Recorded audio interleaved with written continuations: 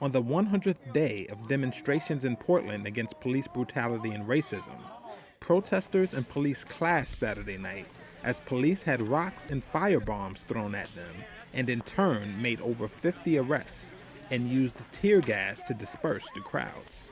At least one person was injured in a scene police described as, quote, tumultuous and violent conduct.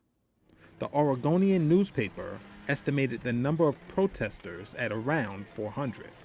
Portland has seen nightly protests for over 3 months that have at times turned into violent clashes between demonstrators and officers, as well as between right and left-wing groups.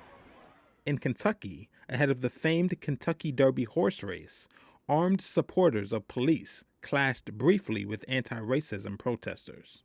Separately, roughly 250 members of a black militia group named NFAC assembled outside Churchill Downs, all armed with long guns. NFAC leader John Grandmaster J. Johnson taunted the officers standing guard in front of the track, but the group later retreated without incident. Louisville emerged as a key flashpoint in a summer of unrest following the death of 26-year-old Breonna Taylor, who was killed in March by police in her apartment. In Rochester, New York, about 2,000 protestors marched toward the Public Safety Building, chanting Black Lives Matter and Daniel Prude, a reference to the black man who died after an encounter with police in March.